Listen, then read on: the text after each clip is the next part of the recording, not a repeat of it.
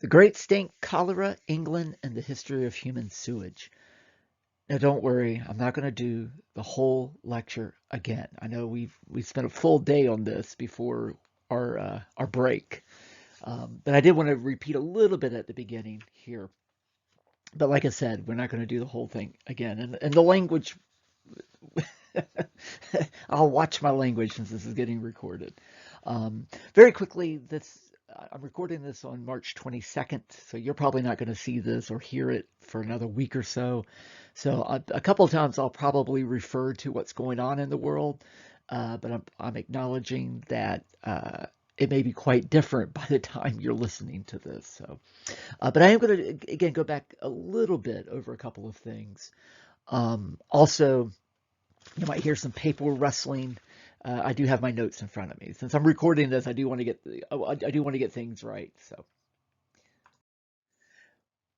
I did think I'd repeat this slide just because it is interesting that when we spoke, which is as I'm recording this, was about a week and a half ago. And again, it'll be about 3 weeks by the time you hear this.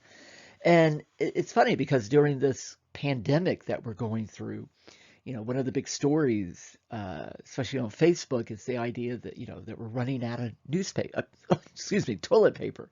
And in fact, just yesterday, on March 21st, I was in Tallahassee and every place I went, Trader Joe's, Publix, Walmart, of course, toilet paper totally gone. And it's interesting because, as I said a while back, one of the ways you can divide the world is, you know, based on bathroom habits. And it is funny, what you learn as a little kid kind of becomes the norm. And, we are very much a dry society. People need their toilet paper. And I mean, I think for most people, it is that's what being civilized is. They can't imagine a world without toilet paper, even though there are things like wet wipes or in other parts of the world, as we've talked about, they're wet. The idea of a bidet. In fact, what's so funny is that if we were a wet society and we used bidets, there would be no toilet paper crisis. You wouldn't even think about it. And in fact, I just read yesterday or maybe Friday that Amazon, you can buy little portable uh, bidets that you just hook on the side of your toilet, and apparently they're selling out on Amazon. So, but it is funny. I mean, you really, I partly do this to be funny and kind of get us started, but at the same time, it is a really interesting phenomena how much we cling to certain cultural habits. And even though I know I'm very guilty that of teaching this as a European history class, I don't really do this as a world history class like I should. But this is one of those things that, um, when you're looking at it from a global perspective, it really is interesting because we really do divide the world this way. And one side very much looks at the other side as being uncivilized if they use different bathroom habits.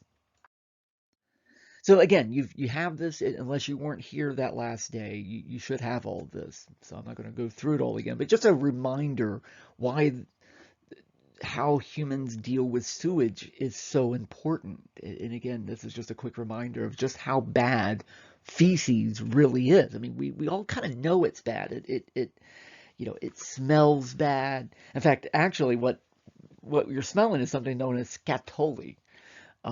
It is a microbe, basically, a chemical that's in feces. Even though feces can smell differently, a dog smells different from a cat, smells different from a cow. If I'm one of those weird people, I actually like the smell of a farm. And it's manure you're smelling. Of course, you're, mostly smelling manure from plant-eating animals as opposed to animals that eat flesh. Anybody has a dog knows that if you give them dry dog food and then you switch it to wet dog food, it smells different. But no matter what the smell is, and even a person day to day will smell different. It's but we all immediately know what it is, and it's that scatoli. The reason why we don't like the smell of feces is because nature is basically going, this is bad. You don't, and that's why we give it this smell so that you immediately know to stay away from it. And it is kind of funny. I mean, even though it smells differently, there's no, you never go, that's a biscuit. No, is that a rose? Oh, that's feces. There's no doubt. I mean, like within a second, you're like, oh, feces. And again, that's totally, and it's because of this, what you see on the screen. It really is that dangerous. And again, this should also look familiar. These are just some of the diseases that we get from feces. Um, and as I have the screen up, I was going to read off a couple statistics I don't think I had the other day. Again, anywhere from 3 to 4 billion people in the world do not have proper sanitation, proper in our sense. In other words, you and I don't have to deal with our own feces. All we have to do is get rid of it. Once we get rid of it, we flush and it goes away. Um, in fact, that's the toilet paper crisis is, if you don't have toilet paper, you're going to have to deal with feces, at least a little bit of it. Like, how am I going to get rid of this? How am I going to get this off my body? But normally you and I don't have to deal with our own feces unless you're a parent or, you got diarrhea or something that that's away from the norm. But 3 to 4 billion people have to deal with their feces every day. And that's what sanitation is. Sanitation is these things, keeping feces away from your body, and I'm not going to repeat it, but I mean, the top line is as blunt as I can make it. That's exactly what we're trying to do. Um, but I mean, at least 10%, 1 in 10 people that are seriously ill in the world, it's because of sanitation issues. Um, and even about 3 to 4 billion people have good sanitation. A third of those, at least a billion of those people, only got modern toilets after 1990. I know some of you are going, well, 1990 is a long time ago. But that's the year I graduated high school. I mean, and I know it's been a while, 30 years, but that's still really not that long ago for, that before 1990, at least a billion people had outhouses that now have toilets. It's just unbelievable that's that close to us. Um, and just adopting toilets, proper sanitation will add 20 years or more to the average lifespan. I mean, it really has transformed the world. Um, I'm kind of obsessed with age, not my age, but I'm always, I look at people today and they'll say they're 70, and you're like, oh my gosh, Kenny Rogers, he just died yesterday. If you guys know who Kenny Rogers is, he was 82, I believe. He didn't look 82. And I'm kind of fascinated by this because, looking at old movie stars from, say, the 50s or 60s, they would be 50 years old and they would look 70 or 80. And we really do live longer. We're healthier, and of course, we don't smoke, we don't drink like we used to. We exercise now, we eat better. But a huge part of that is also this. I mean, it has completely changed the lifespan of humans. But yet, again, this is all fairly recent. And we talk about climate change, we talk about pollution, we talk about cleaning up the world, and yet, actually, even in our lifetime. Um, Beyond just the 3 billion that don't have sanitation at all, even in the developed world, places like Milan, Italy, they would just literally dump their sewage into the river all the way up until 2005. Brussels, which is where the European Union, the EU, I mean, that's the capital of the EU, which right now, of course, you're hearing in the news a lot because of the coronavirus. Um, they only built their first sewage treatment plant in 2003. So about the time a lot of you were born, they were just starting to deal with their own sewage. And even in the United States, 1.7 million Americans don't have proper sanitation. Again, it is quite shocking when you start to really, really realize this. Okay. So again, this should be a little bit familiar as well. I'm not going to redo the whole history of sewage. I mean, humans have always had to deal with their feces in some way or another. Generally, it was either a hole in the ground or like in a castle, for instance, it would just be, a seat you'd sit on, you go to the bathroom, and it would just literally just fall down a chute and then shoot out literally outside of the building and maybe go into the moat or something. There were some early toilets. John Harrington built sort of a toilet for Queen Elizabeth. It was known as the water closet, and even though it wasn't truly modern sewage, but there was a sort of a way to flush it, and it would at least push the feces further down so you didn't smell it or see it. Jefferson had a version of the Harrington toilet that he installed in the White House and in his own home, Monticello. But really, the Great Exposition of 1851 in London, it was known as the Crystal Palace. If anybody's a soccer fan, there's one of the London teams is Crystal Palace. In fact, later we're going to, another lecture, I'm going to talk a little bit about dinosaurs. And Crystal Palace was the World Fair. A World Fair basically is where all, at one time, from 1851, this is the first World Fair, all the way up until the 80s. In fact, the last one I know of is 1981 in Knoxville, Tennessee.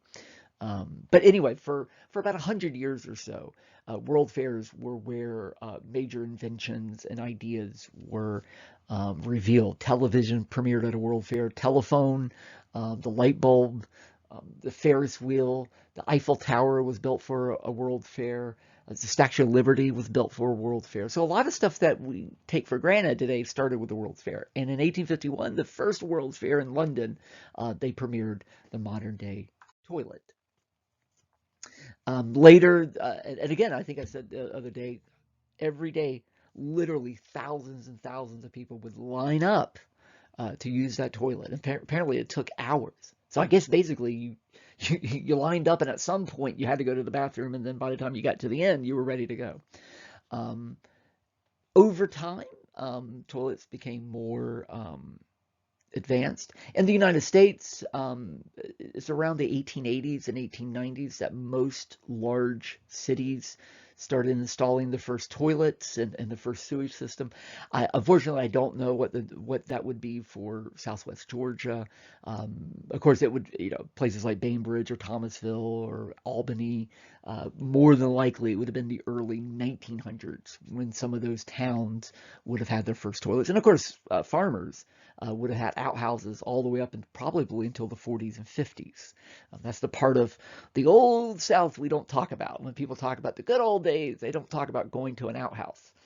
Anyway, in Britain, because Britain really is kind of the center of toiletry, if you will.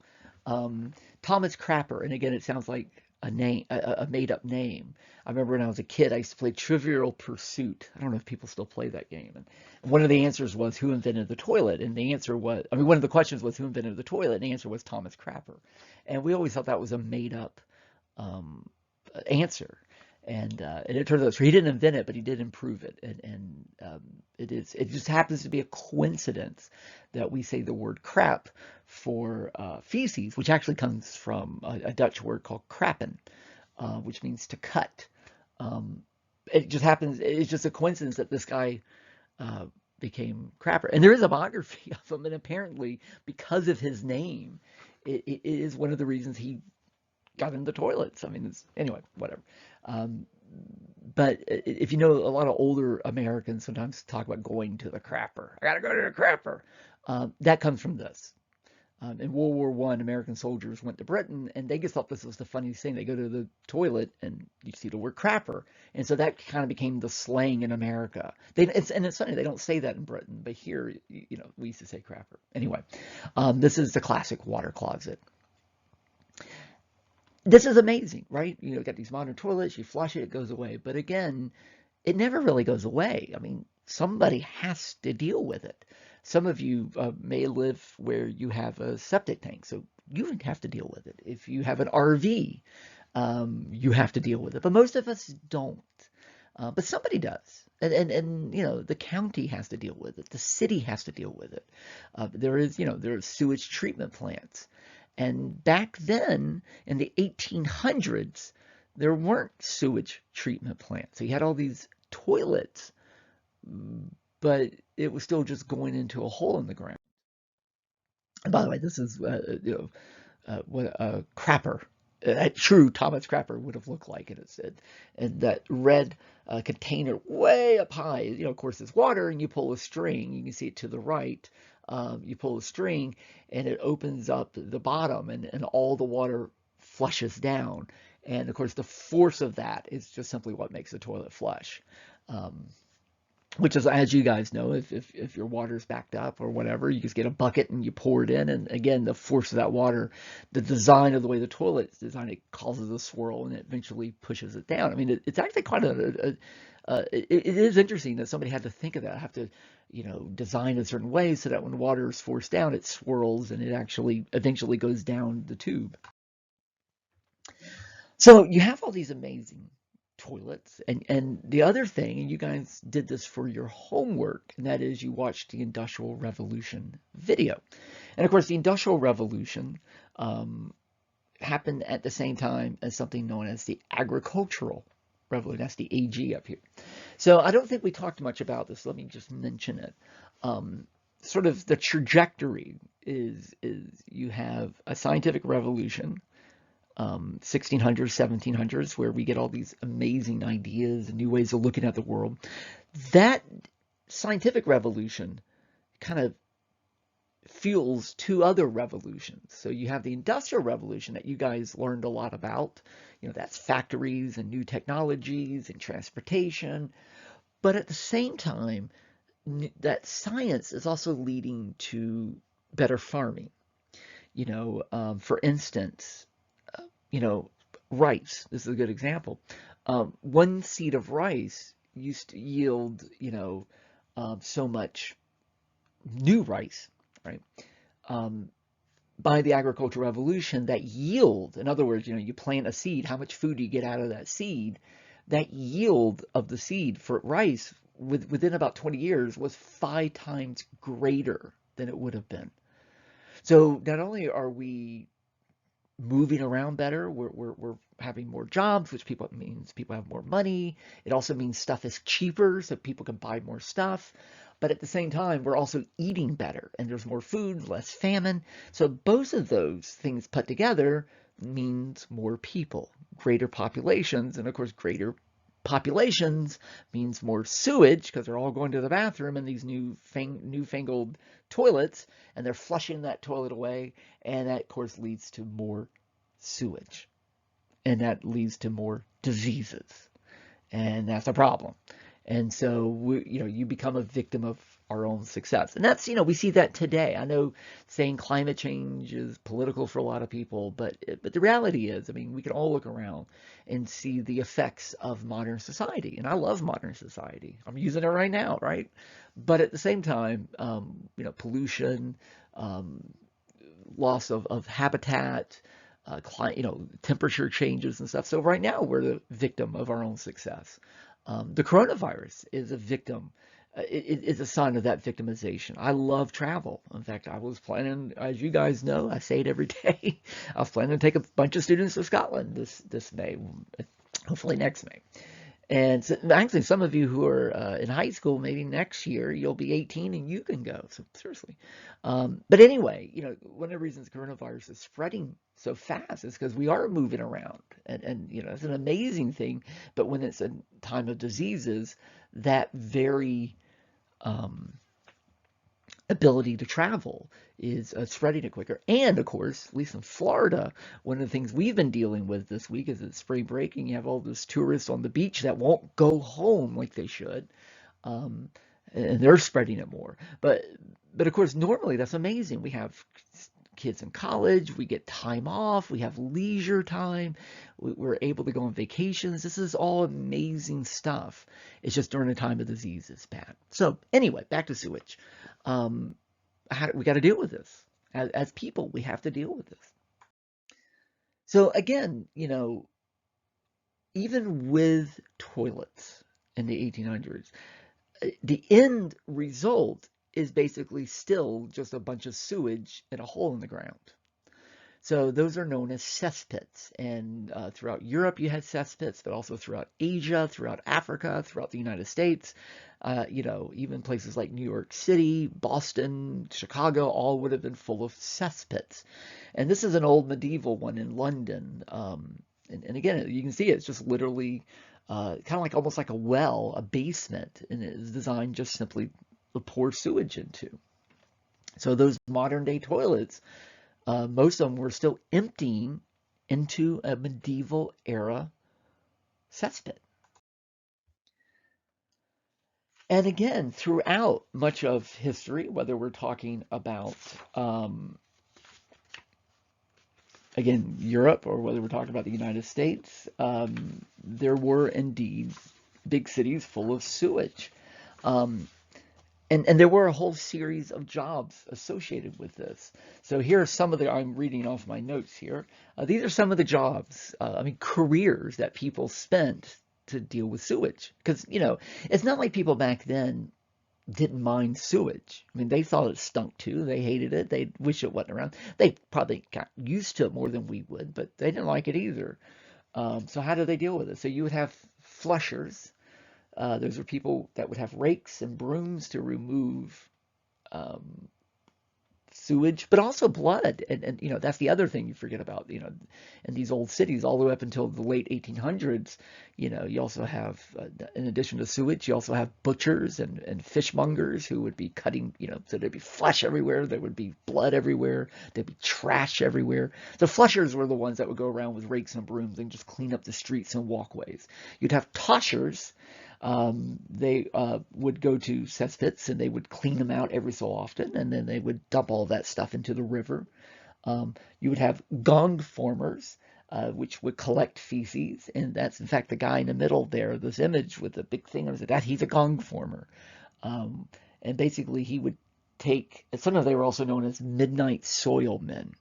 And basically they would go around the city, often with a wagon, and they would gather all the feces and bits and pieces of food that might be around and the horse dung and all that. They load up into a wagon, and then they would take it to the countryside and sell it to the farmers as fertilizer.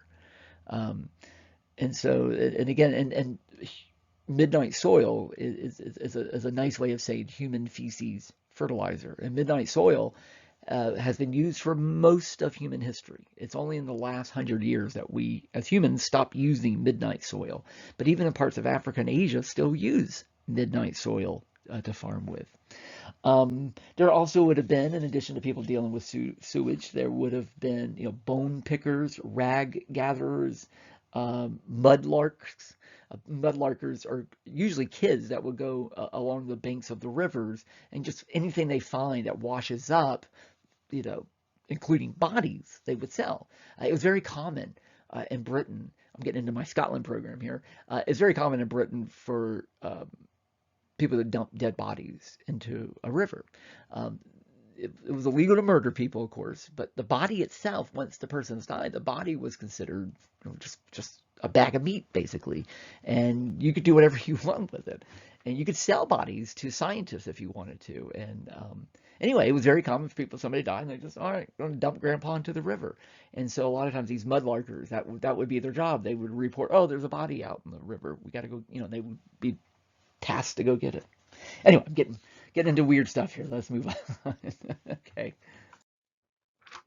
So these cesspits, one of the problems is, they're just basically holes in the ground, bricked holes, uh, and before modern day toilets, that may not be a huge problem, but once you start getting all this flushing, you might have a building with 20 families and they're all flushing and putting their stuff into one cesspit. And of course, we're talking dirt, we're talking bricks, or rocks. This is not water sealed. So again, this is an illustration showing on the left, the well where people get their drinking water, and then on the right you can see the pipes from sewage in the cesspit, and you can see the black, obviously, is sewage that's seeping through the dirt and then seeping through the bricks and getting into the drinking water. And so this was very, very common.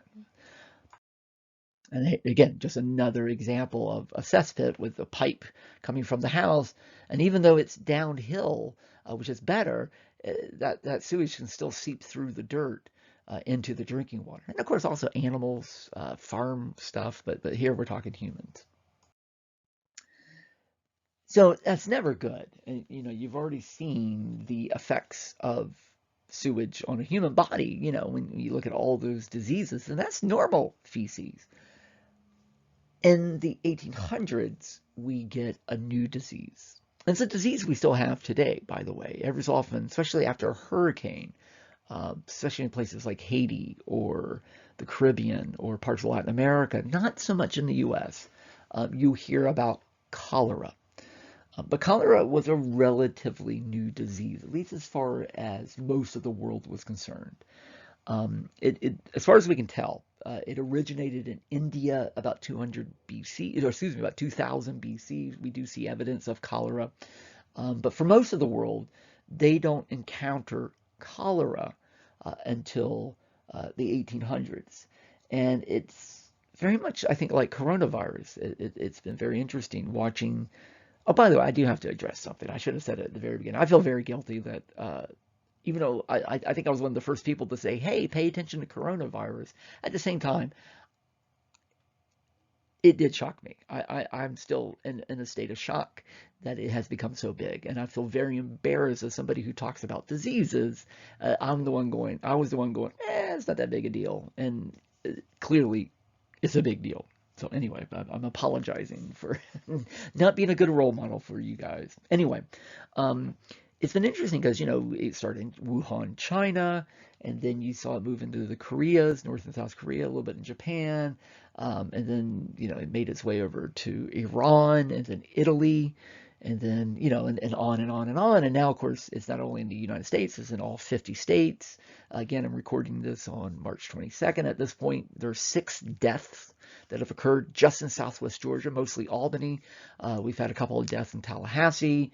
I'm in Quincy, Gadsden County, just across the state line. As far as I know, we don't have anything yet, but we will. So we have seen this march of coronavirus. And by the time you're listening to it, it's going to be much, much worse. Same thing happened with cholera. Cholera was seen in the same way. They didn't know what it was. And of course, this is a drawing from a newspaper showing cholera as like just a big, giant, mythological titan almost coming through to bring horrible death. In fact, you see cholera as this giant, and right behind cholera, you see the figure of death. So wherever cholera goes, people die. And this March of Cholera, as it was called, it was reported in newspapers in places like the US and Britain. And just like with coronavirus today, in fact, almost exactly 200 years later, so 1829, you start seeing reports of cholera in Turkey and Russia. By 1831, in the summer, it was showing up in England. By 1833, 20,000 English people died of it. By 1848, and just in that year, 1848, 50,000 people died of it. And so there was this sense like we have today that something needs to be done about cholera, because every time there was an outbreak of it, tens of thousands of people were dying just in one place. So, what is cholera? Today, we can see it. I mean, there it is. That is the microbe that causes cholera. So, how does it work? So let me go. I think the next slide should have. Yeah.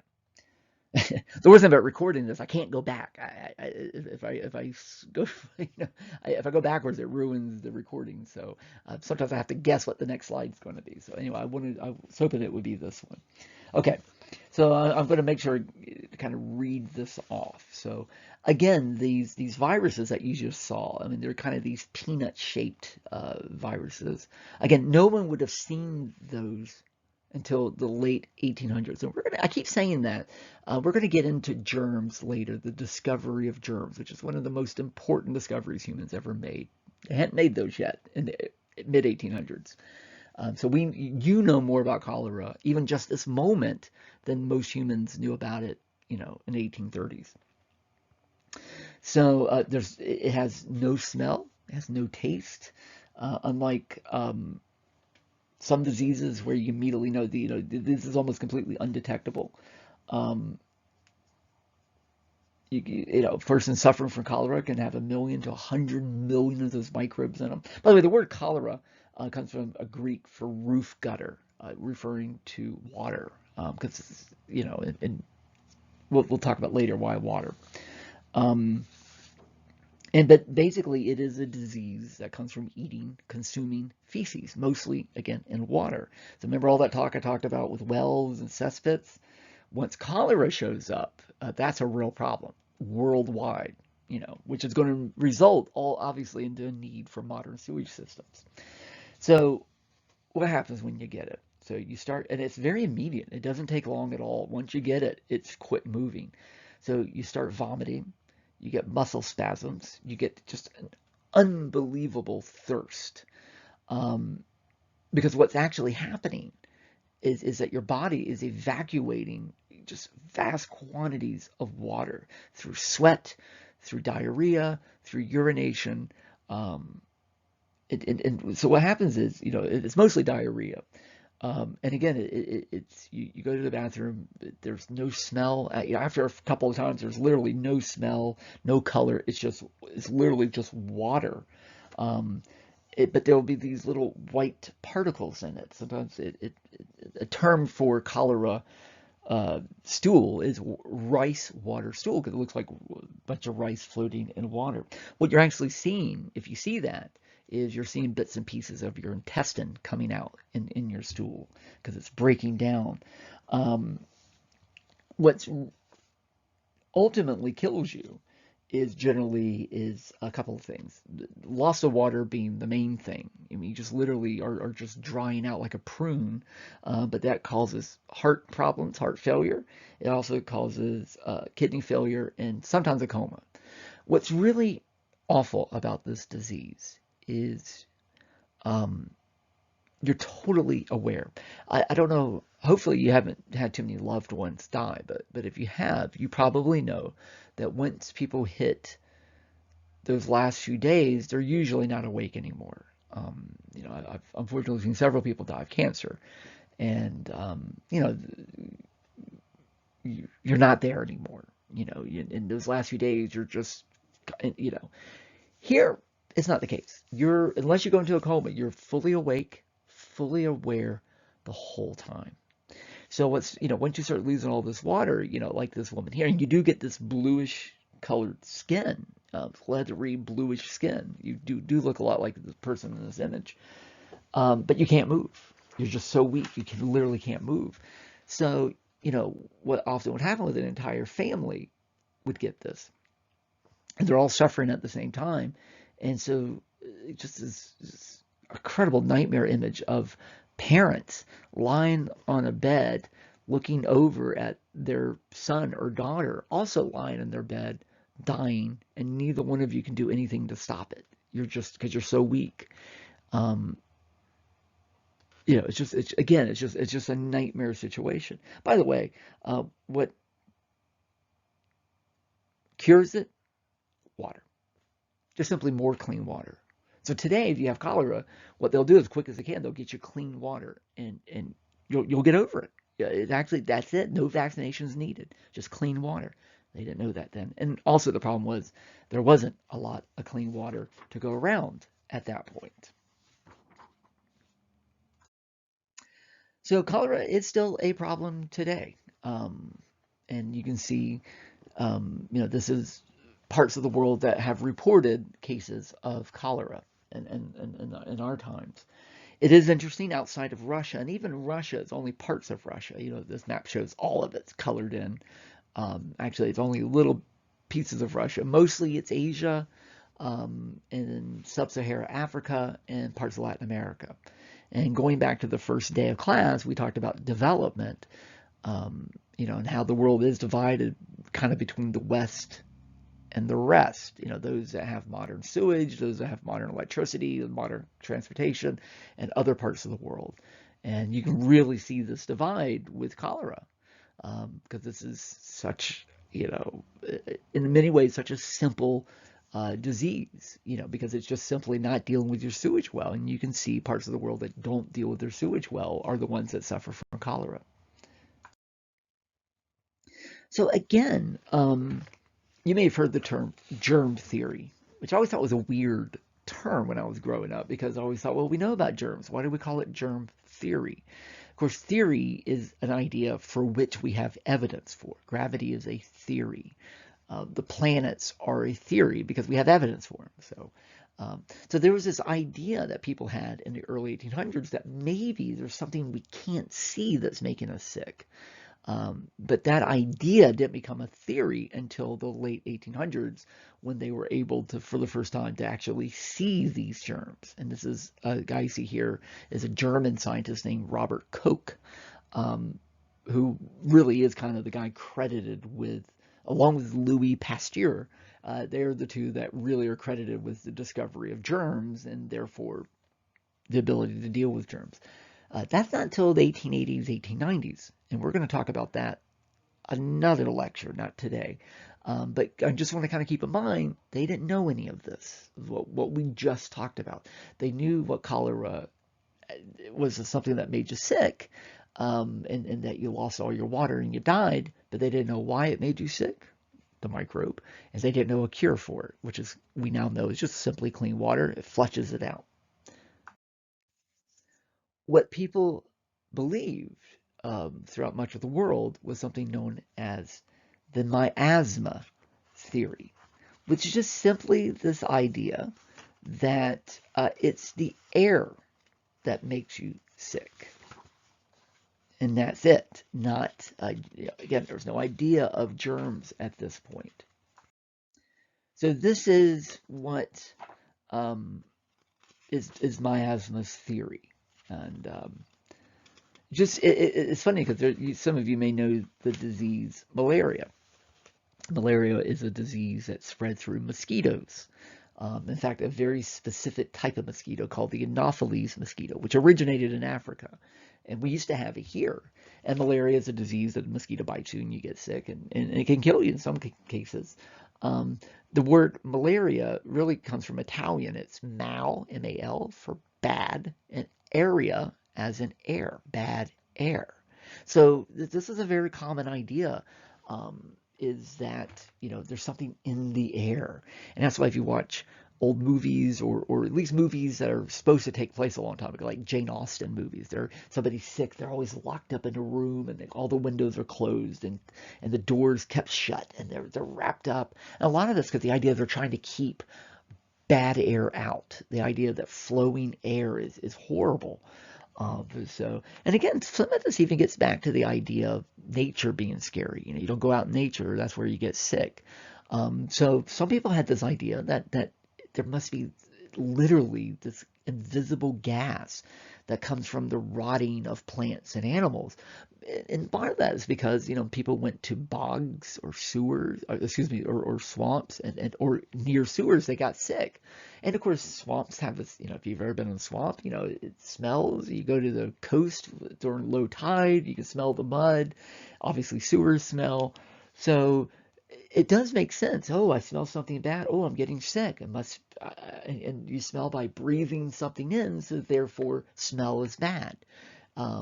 That's the sign that there's miasma or there's a lot of fog about it. That must be bad.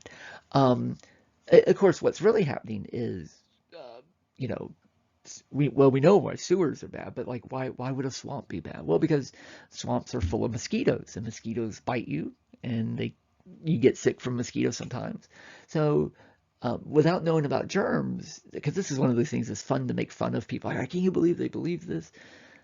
But until you know about germs, this kind of makes sense. But this also is a problem because the right answer when it comes to diseases was being obscured by this idea of miasma. So, if you think about old movies, Dracula, Frankenstein, Sherlock Holmes movies, there's always this idea of the London fog, and it's very gothic-y, and and old, again, you think of old horror films. Again, I always think of Sherlock Holmes, and Jack the Ripper, and this is actually, well, and the reason that seems scary is because this is where, that's supposed to be basically miasma. And of course, over time, this idea of fog and smoke being associated with evil and murder becomes kind of a thing. It becomes a trope. And it's interesting because, again, this lecture is very much tied in with the Industrial Revolution topic and the London fog, which is a real thing. Um, I've seen it in Scotland. There's a lot of they call it the Har, Haar. It's the Har comes in, and I've been there before when it comes in, and it is just this. It's almost like a cloud coming through, and it's wet, and it is amazing because how thick it is. I mean, it is a real natural thing, but it is also tied in with the Industrial Revolution. So a lot of when you start seeing this fog, like this is from a movie called London After Midnight with Lon Chaney. And again, it's kind of a classic image. You got this kind of evil monster, and you see again the fog behind them. Another scene from an old movie. Again, you see the fog. Now when you see haunted houses, they ever gets to dry ice to make it look like fog. Well, again, it is a real natural thing, but the London fog and fog throughout Europe and in the United States in the 1800s, which is usually what we associate this with, is that 19th century. Um, it's also pollution. It's not just natural. It's actually mixed with smoke and pollution. So this idea of the London fog, as we call it, is very much a byproduct of the Industrial Revolution. And again, you guys know I love fears and moral panics and urban legends, and there's a lot of these. Again, the 1700s and 1800s is kind of the glory days of horror novels and scary stories and all these urban legends. And there were several just in London alone. And again, these were, associated with both nighttime but also with fog. And so this was one of these urban legends. Apparently, there was a guy, it was reported in newspapers, that would go around, and you can see on his knee, you see what looks like little knives, and he would go around to women and literally knee them in the butt and poke them in the behind with these knives.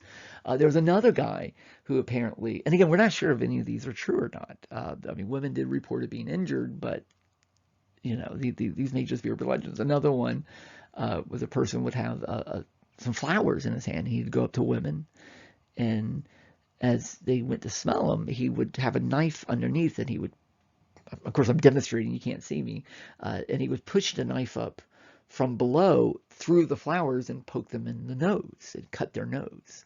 And again, these were both very typical of these urban legends. This is the most famous one, though. This is Spring-Heeled Jack. And it was a person sometimes portrayed as in an evil way. You can see on the right, it's from a publication, The Terror of London. You can see at the very bottom it says Spring-Heeled Jack, Daring Leap. But other times he was portrayed as somebody that would stop robbers and criminals as well, which is sort of what appears to be happening on the left, where you see people that are digging up a grave, and suddenly Spring-Heeled Jack appears. And the idea was that he had, again, springs on his feet, and he could leap into the air using those. That one on the left, you might go, wait, that looks kind of familiar. That looks a lot like Batman. And in fact, Bob Kane, who created Batman, um, was a big fan of Pulp Fiction, and he read a lot of these old magazines. And he based Batman on several things, but one of the main things he based the legend of Batman on, or excuse me, the character of Batman on, was the legend of Spring-Heeled Jack. So if you're a fan of Batman, one of the origins of it is indeed this urban legend of this person that could leap, really, really high in the air, and either, did bad things or sometimes good things. But without a doubt, the most famous character associated with London and night and fog. Was, of course, a person that unfortunately was real, even though we have no idea who he was. And we are assuming as a he is a character called Jack the Ripper, one of probably the first true serial killer, even though the term serial killer doesn't get used until the 1970s. And in fact, Ted Bundy was the very first killer who was called a serial killer. Now, of course, horror films are full of serial killers, but they've always existed. It's people that, for whatever reason, kill,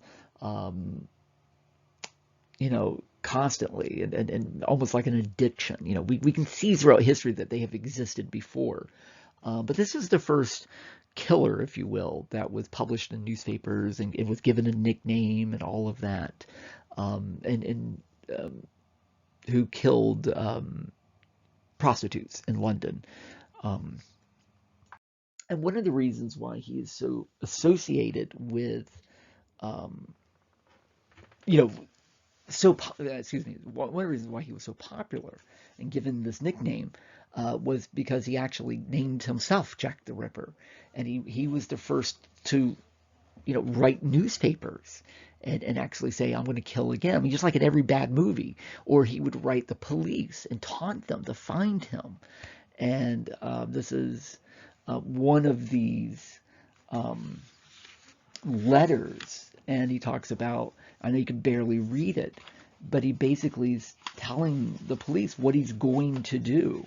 I'll try to see if I have a copy of it. I don't think I do. But he basically says, I'm sending you with this letter half the kidney I took from one woman. I'm giving it to you. I may give you more later. And of course, at the top it says from hell. That's supposed to be his return address, and it's just simply from hell. And some of you may know there was an old comic book by Alan Moore called From Hell, and it was made into a movie about 20 years ago with Johnny Depp. So you may have heard that phrase before. Anyway, that's Jack the Ripper. It's also very famous because it's never been solved. All right, so so you have all this fog, and so what we begin to realize is that, of course, much of this fog in these big cities is really just simply pollution. And look at Britain alone. Again, remember the Industrial Revolution video. One of the questions I asked you on the homework, and it will be on the exam, was why Britain? In fact, the documentary was called Why It Happened Here. And one of the main reasons is because Britain uniquely has a lot of coal. And coal, of course, is basically solar energy that has been trapped in this organic material. And then, of course, you can burn it. And I've said this before, but this is one of the reasons we have climate change. Because you're talking about millions and millions and millions of years of solar energy that's trapped in this coal. And fairly quickly, in barely 200 years, we humans have been burning that coal like crazy. So just looking at Britain, in 1800, 15 million tons of coal was burned in Britain that year. By 1830, it was 30 million tons a year. By 1914, the year of World War I, 183 million tons of coal burned just in that 1 year. In fact, in London, one city, in 1914, 15 million tons of coal. And of course, coal was burned to create light, to create heat. Basically it's energy. And we still use coal today. Our current president loves to say clean coal. Coal is not clean at all. It works, but it is very unclean. And some of you, if you've done barbecuing, you know how dirty coal can be. So what's interesting, though, I've used the word pollution a couple of times. Pollution as an idea did not exist yet. People didn't talk about pollution. Pollution, of course, basically is stuff in the air that shouldn't be there. And there was no idea of pollution. So people just saw everything was just smoke. And smoke used to be seen as benign, which means helpful, harmless. If you have bad air and you have miasma, the thought was smoke gets rid of miasma. So doctors would tell people to go around smoke, breathe in smoke. Smoke will purify the air. It'll get rid of your diseases. Of course, those ideas will change by the 20th century. So you're probably thinking, what does this have to do with cholera? Well, cholera, we know, comes from feces in the water, but most of the scientists and doctors weren't paying attention to that. They were like, smoke, we need smoke. That'll cure us from cholera. We'll just more smoke in the air. So, but by the 1900s, there was a changing attitude, and there was, first off, a recognition that coal causes the smoke, and that maybe the smoke is not good. And this one's called Old King Coal and the Fog Demon. This is from, I believe, 1905. So, this is, I should have had this earlier. This is, again, a bog in England. This is where it's supposed to be miasma is supposed to come from. And then smoke was supposed to get rid of the miasma from this. But it was this guy, Justus von Liebig, who discovered two things. One, he discovered that, everybody knows that you have to breathe. I mean, you hold your throat, you're in trouble. But it is weird to think that it wasn't until the 1800s that people understood what breathing was. That, oh, wait a minute, what is it we're breathing? Oh, it's oxygen. And we get oxygen from the air. And, then we breathe out carbon dioxide. And, of course, plants breathe in carbon dioxide and they kick out oxygen. And, and it's a system and it's a cycle. And, again, this is, a 4-year-old knows that today. They didn't know that. And, of course, once you know that, that's going to change your attitude about smoke, because smoke does not have oxygen. Breathing smoke is bad. It's, of course, eventually that's going to make people turn against things like smoking cigarettes. And now, of course, young people in particular are having to relearn this with vaping. Everyone thinks vaping is healthy, and I hope none of you vape, but if you vape, just know that you are much more vulnerable to coronavirus. They think actually smoking and vaping makes people much more vulnerable to getting and dying from coronavirus. So if you vape, stop vaping right now. Anyway, this is the moment that we begin to realize, wait a minute, pollution is bad. So, we can talk about the almost the invention of the idea of pollution. And 1904, the term smog was coined, again, in combination of smoke and fog. And it's a word we use a lot today, especially in cities like San Francisco or Chicago. They talk about smog being out there. Again, at one time, people saw this and went, oh, that's just the London fog, and that gets rid of miasma. That's probably good. And so here is the actual name for it. And, naming something is really important, because once you name something, you can deal with it. And it is interesting. We saw this coronavirus. We see it with other issues. There's this need. We're going to name a problem. And then because we name it, now we can deal with it. So this was a very, this was not just slang. It was something that scientists said, let's call this smog. Because once we name the problem, we can deal with that problem. And so there was a lot of people starting to say, look, we need to deal with it. This is a sarcastic postcard talking about, we gotta get rid of the smoke. It's getting rid of the sun. And it's interesting. This is a type of moth that's sometimes known as Darwin's moth, because this is a moth that's native to Britain. It kind of has a salt and pepper look. But at some point in the early 20th century, you never saw those salt and pepper moth. You only saw this variety, same species, but all black. And of course, this is a good example of natural selection. So, humans and other animals, there's a lot of variety, as we reproduce, you produce all kinds of varieties, blonde hair, brown hair, blue eyes, brown eyes, whatever. And same with these moths. I mean, some were hatched and they would have salt and pepper wings. Some were hatched and they would have very black wings. Well, because of the pollution, all the buildings would have been black with soot. So all the white moths would have been eaten by the birds, and only the dark ones would blend in and wouldn't get eaten. So over a couple of generations, all of the white moths go away, and they only have. So within again, within a lifetime, people could see the effects of natural selection. And that's why it's known as Darwin's moth. Today, the other types of moth are back. You can see the white and salt and pepper looking moths today because the pollution is much less than it used to be. Oh, sorry. This is what I was talking about. The pot pepper moth evolved into Darwin's moth. Sorry.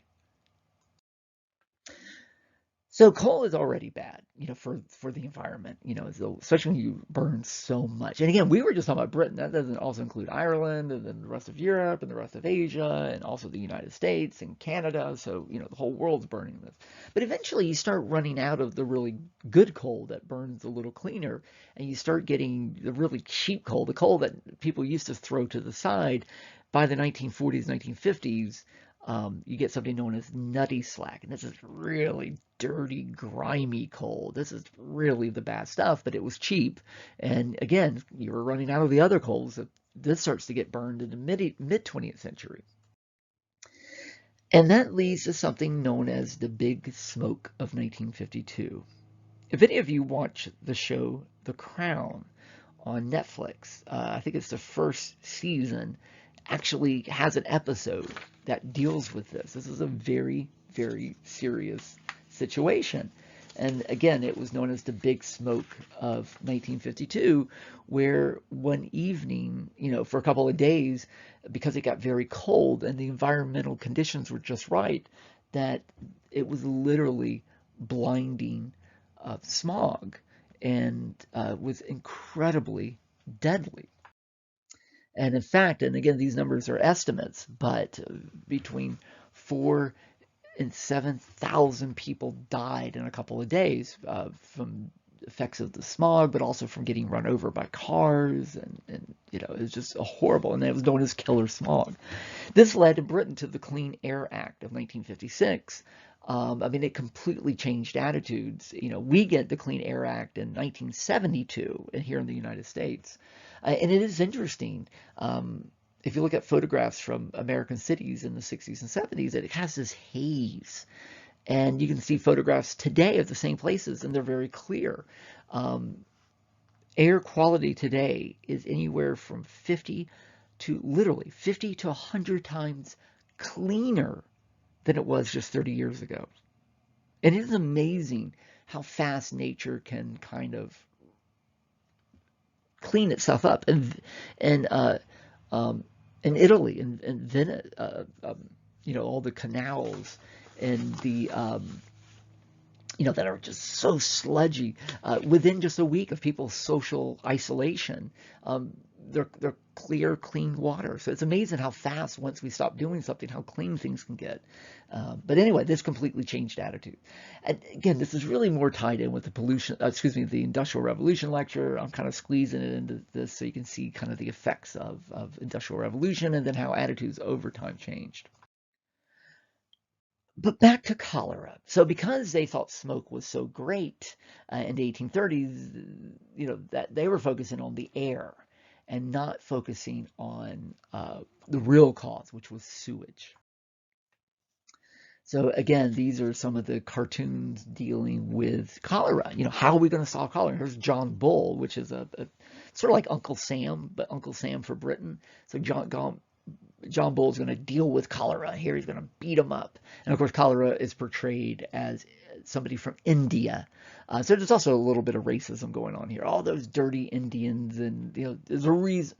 And we've seen this in the last couple of weeks. The president loved to call coronavirus the Chinese virus. He keeps saying that it's the Chinese virus. It started in China. And the problem with doing that is it makes people blame, for in that case, the Chinese, when it's a disease that emerged, and it could have emerged anywhere. The Spanish flu actually emerged in the United States. But anyway, but a lot of people today go, oh, China, they're weird. They eat bats. Which is where we think it might have come from. They eat weird food. They're not clean like we are. Therefore, it's their fault. And so we have to be very careful of that. But here they were blaming India, of course, because that's the earliest evidence of it. So Dr. John Snow is kind of the hero of the story, if you will. He was trained in Edinburgh, although he was English. He dealt with something called chloroform. Chloroform is a chemical that can put you to sleep. Um, and what's weird is that, if you've gone and got an operation, which I'm supposed to have one in about a week, I don't think I'm going to because of the coronavirus, but, you've ever been put to sleep. It is weird because when they put you to sleep, you don't dream. You just go to sleep and it feels like a second later you're waking up and you don't remember anything. That's chloroform or some version of it. Um, that's what Dr. John Snow, he was a doctor, but um, his real discipline was dealing with putting people to sleep, which is very dangerous. It still is. It's incredibly dangerous because you got to get that mixture just right. So you put them to sleep, but you don't kill them. And back then, they would literally just pour it into a handkerchief and then put it on your face, just shove it in your face until you passed out. He was officially the anesthesiologist. That's the name of the person that deals with this for Queen Victoria. In fact, twice she had operations done, and he was in charge of putting her to sleep. Can you imagine being the person that puts the queen to sleep? Because if you get it wrong and she dies, it's on you. So that's Jon Snow. But he also was a regular doctor, and he was very, very interested in cholera. He really wanted to figure out what was going on with cholera. So he again had been dealing with this off and on for years. Um, there's these various outbreaks of cholera, and each one got worse and worse and worse. 50,000 died, 30,000 died, But 1854 was this really big one. And Jon Snow, he had been thinking about this. He had been studying it for a long time. He said, the miasma theory is garbage. There's no way that's true. It's something else. And so in the 1854, by this point, he's a major person, and so he says, this is the moment. With this outbreak that killed over 50,000 people in just days, he says, I'm going to figure this out. So he really, really, really worked on this for a long time. One of the things that Jon Snow did, like a good scientist, he said, okay, if you have a disease, you got to find patient zero. Who is the first person to die of it? And then you go and you figure out how did they get it. I mean, we're doing that with coronavirus. We're trying to figure out where did it start, right? So in 1854, we know this today. Well, actually, let me hold off. I'm going to come back to that. I won't tell you the story yet. So here's a map. This is called the Ghost Map. In fact, there's a great book about this you can read.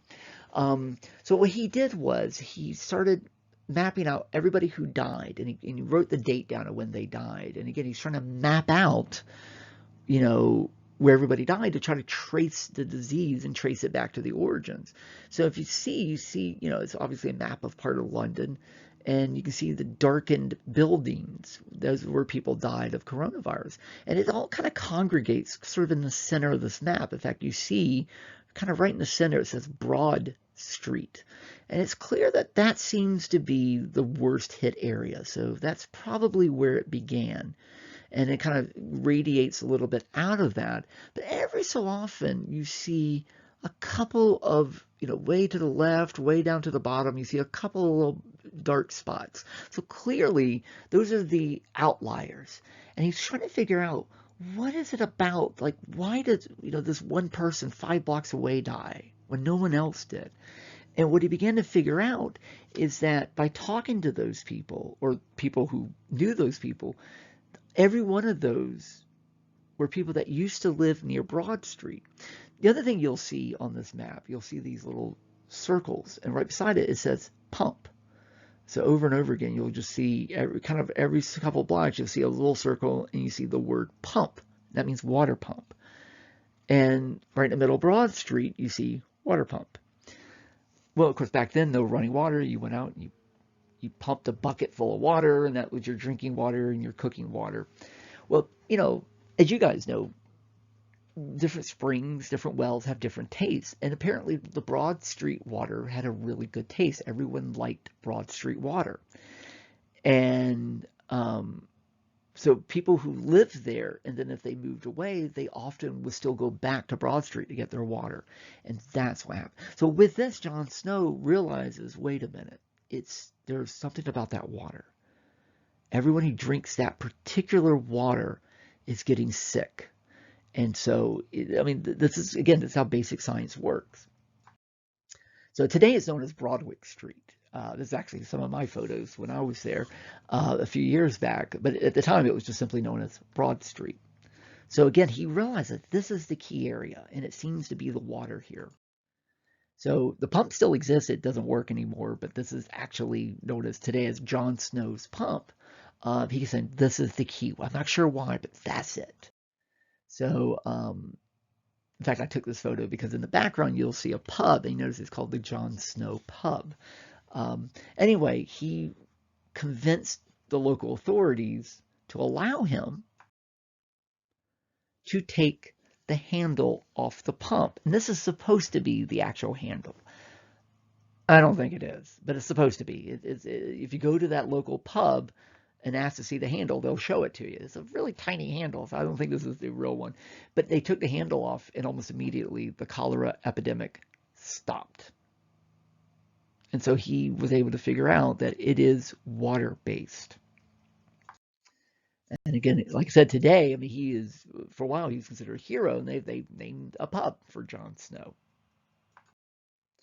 So I'm gonna leave it here and tell you now what we know happened. And Jon Snow figured this out. In fact, this building where this pub happened, where this pub is where it initially happened. So it turns out there was a family, a young family, a husband and wife. And they had their first child. He was a police officer, and the baby started having diarrhea.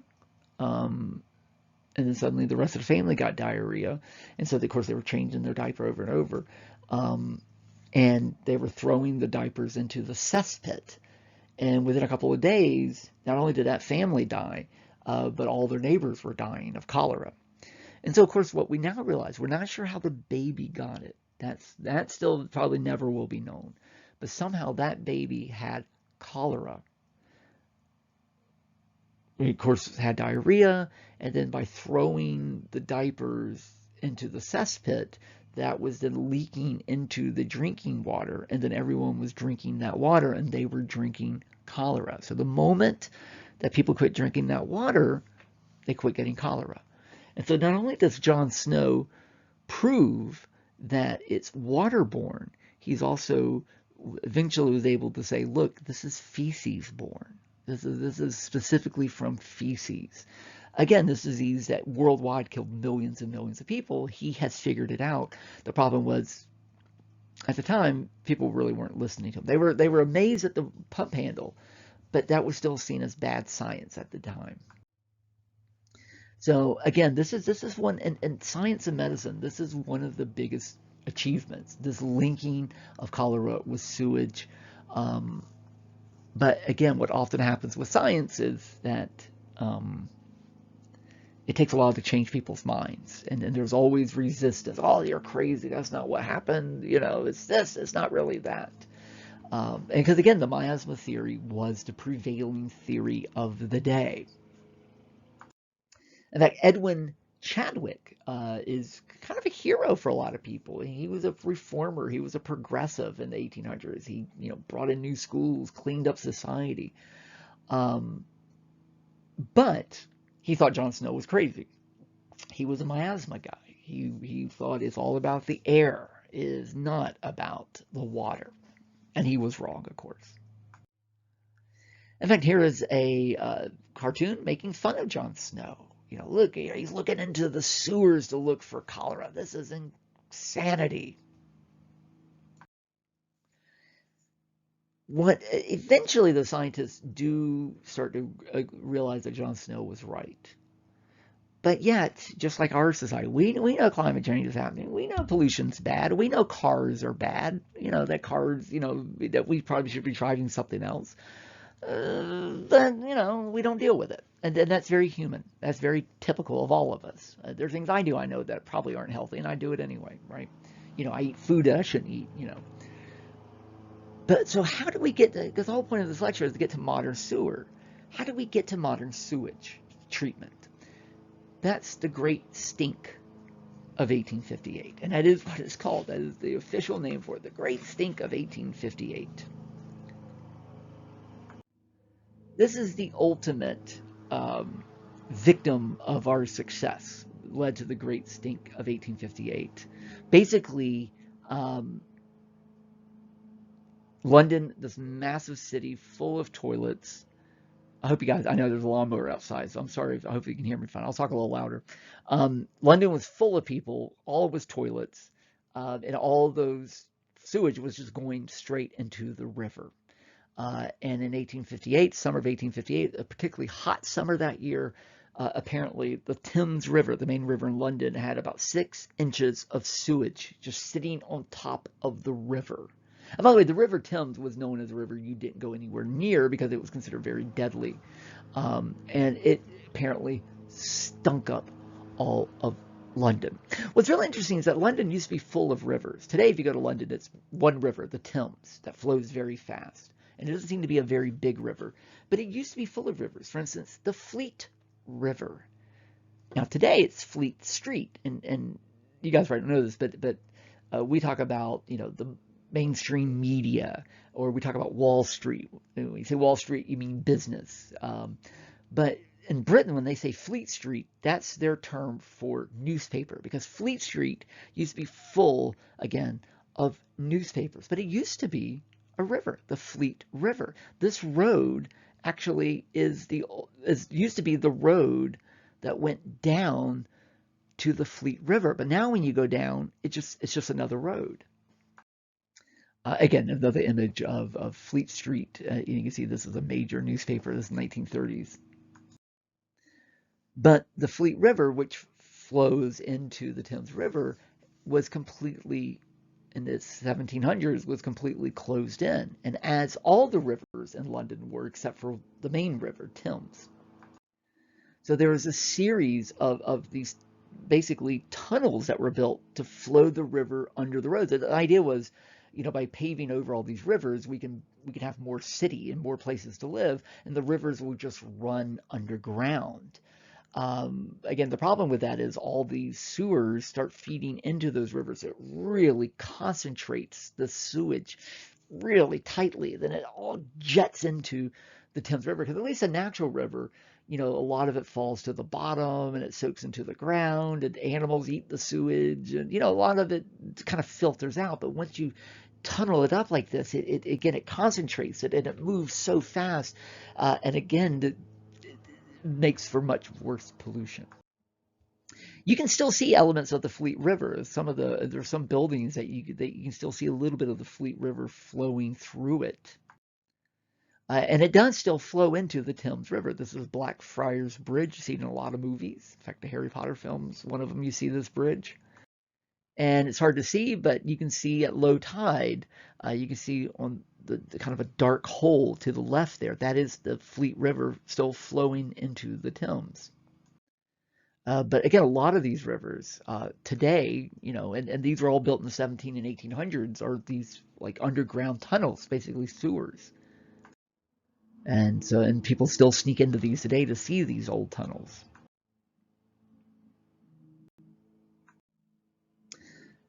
And again, by the mid-1800s, the Thames River was so polluted that even just if you fell into it, the argument was you're going to die, because you're going to die of pollution. You're going to die of cholera and other diseases. So, the Thames River was seen as incredibly dangerous and polluted. And it was because of basically all these sewers, but also because of bricking up all these rivers. They just made it so much worse. And again, here it says, Father Thames introducing his offspring to the fair city of London, and you see all these diseases of, and you can see one is clearly cholera, it's all shrunken head and all that. Well, because of the Great Stink of 1858, it was so bad that members of Parliament just left. Most of London literally left because you could not take it. That led to the city engineer, a guy named Joseph Bazalgette. Again, a name you've probably never heard of, but you should have. just like Jon Snow, just like Dr. Jenner. These are people that have changed our lives today. He came up with the modern sewer system. He invented the modern sewer idea. Again, if you go to London today, there is a statue to him near the Thames River. But again, most people don't remember him anymore. And you can see it says, engineer of the London main drainage system and of this embankment. So you can see the Thames River, and you can see all those rivers feed into Fleet, Tyburn, Lea. Of course, those have been all brick done. So the argument was, again, to have good sewer, you have to have flowing, clean water. So what he built were these tunnel lines. You can see it says northern high level sewer, middle level, southern level.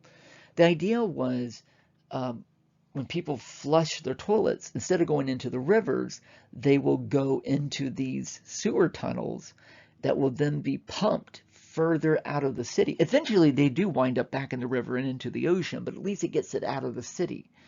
And this idea of bypassing the rivers, bypassing the natural thing, and having these sort of man-made rivers, these sewer lines that you then feed it into. Now, today, they wind up into often sewage treatment plants. That hasn't been invented yet. But again, it's at least getting the sewage out of the rivers and getting them out of the cities and going away. Another thing he needed is the river itself, the Thames River. He needed that to flow quicker. You know, the Thames River barely moves, so he needed it to flow a lot quicker. So he did something called embankment. You know, it used to be all these buildings, you know, that like this is one of the old castles, used to just go right up to the water. So what he did was this huge, you know, engineering feat. Um, they filled in all this land, this embankment, and they made the river a lot thinner so that the river, we called it a jetty, so that it would move a lot faster. You guys know, like if you have a water hose and you put your thumb over the end of it, it blocks some of it, but the part that comes out a lot faster and a lot harder. So if you're cleaning your car, you put your thumb over the edge of it and you can really squirt it out. That's basically the idea. The embankment is like a big giant thumb on both sides of the river so that it concentrates that river. So again, the idea is flowing water, get the dirty water out of town as quick as you can and bring in clean water. And so these are actually the sewer lines. So they look just like the river lines, right? But these were built specifically for sewage and to get the sewage out of town. And of course, the way it works is it's not just the sewers, you have to have a pumping station. And so he built several pumping stations. And I actually took students to one of these, and they couldn't believe we were going to a sewer. And I think they thought we were going to see a bunch of sewage, a bunch of jobbies floating around. But actually, it was the pumping station. So to get its flowing, clean water. And I love the Victorian era because when they built something, they really built something. And, you know, I mean, even a sewage pumping station is a work of art. So, and again, these are just some of the things inside. I mean, again, it's a sewage pumping plant. And look at this artwork. And look how they painted this. I mean, again, they were building, this was a major achievement in their minds. So they wanted to show it off. Another one. And again, this is part of the big actual pump that would pump all this water and then get all that sewage out of town. So this is what the students were seeing, not what they thought they were going to see. And they were very relieved when, bad pun, very relieved when we got there. And what's ironic is that today the Thames River is actually quite clean. By the way, this is you can see that's Parliament with Big Ben. That part has not been embanked, and you can see how Parliament literally goes right up to the water. And in fact, if you were to walk around, you can still see where the old docks would have been. But if you go a little further down the river, you see the embankment where they've thinned the river so it flows a lot quicker. But animals like anhinga, excuse me, this is a cormorant. Animals like cormorants are very common in the river today. Cormorants don't like pollution, so if you see a cormorant, you know it's clean water. Dolphins, seals sometimes go up. That's Parliament right behind there.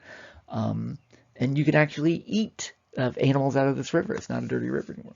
So Joseph Bazalgette is the guy who invented the modern sewer system. So every time you flush your toilet and you don't have to deal with your feces anymore, you're thanks to Joseph Bazalgette. And the fact that we in the United States and most of the world don't deal with cholera anymore, and that we all wash our hands, and a lot of that's Jon Snow. So again, it's ironic. Here we are dealing with the coronavirus, and we're all talking about washing our hands, and we're all talking about toilet paper.